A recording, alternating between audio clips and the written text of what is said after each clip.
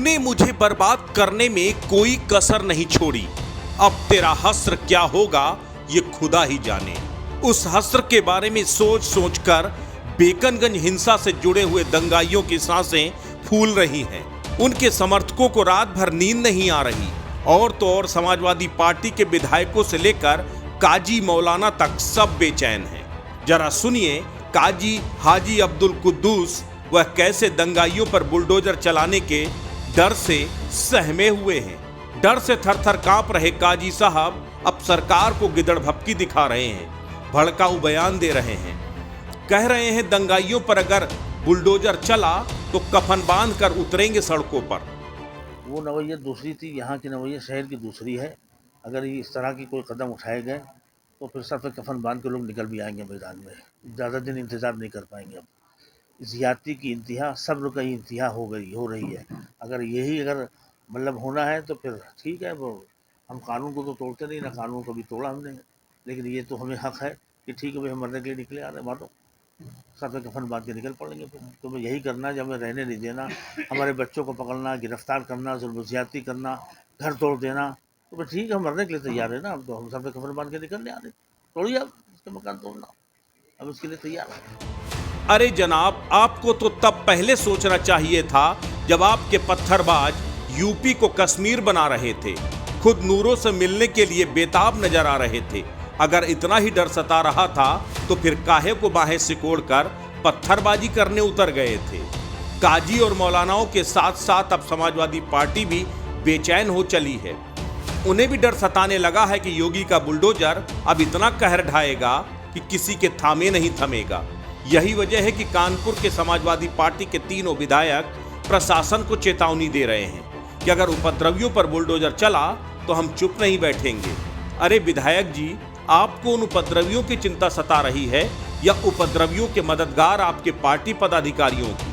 आपका महानगर सचिव निजाम कुरैशी उन दंगाइयों की लिस्ट में सबसे ऊपर है। निजाम कुरैशी का शहर के तीनों विधायकों के साथ उठना बैठना है। साथ ही समाजवादी पार्टी के अन्य पदाधिकारियों से भी अच्छे संबंध है। वह सपा का महानगर सचिव है। इस हिंसा में अब तक कोई एफआईआर में पुलिस ने उस पर भी मुकदमा दर्ज कराया है, जिसके बाद से सपा महानगर सचिव निजाम कुरैशी फरार है। यही वजह है कि अब कानपुर के तीनों विधायकों को पत्थर फेंकने वालों के घर बुलडोजर चलने का डर सताने लगा है। कानपुर से समाजवादी पार्टी के 3 विधायक हैं। कैंट से मोहम्मद हसन रूमी, आर नगर से अमिताभ वाजपेयी और सीसामऊ से इरफान सोलंकी। तीनों ने कहा किसी निर्दोष को फंसाया जाएगा तो बर्दाश्त नहीं करेंगे। कैंट से सपा विधायक मोहम्मद हसन रूमी ने कहा पत्थर फेंकने वालों के घर बुलडोजर नहीं चलने देंगे।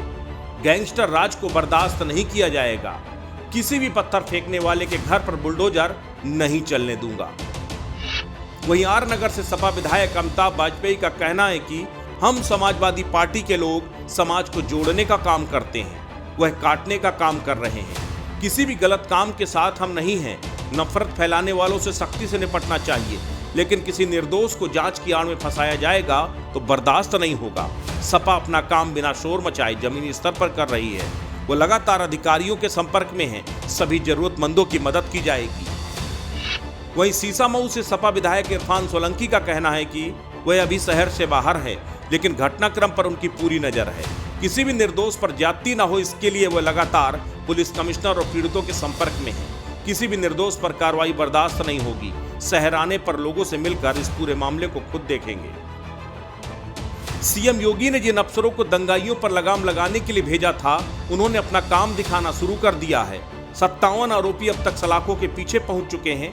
40 आरोपियों के पोस्टर चस्पा किए जा चुके हैं। उसमें से कई आरोपी डर की वजह से थानों में आकर सरेंडर कर रहे हैं। गुहार लगा रहे हैं कि हमसे गलती हो गई, हमें माफ कर दो, हम सरेंडर कर रहे हैं। देर रात ऐसा ही एक नाबालिग युवक थाने में सरेंडर के लिए पहुंचा। उसका नाम उन 40 आरोपियों के पोस्टर में था। असत्य न्यूज के लिए कानपुर से अश्विनी निगम की रिपोर्ट।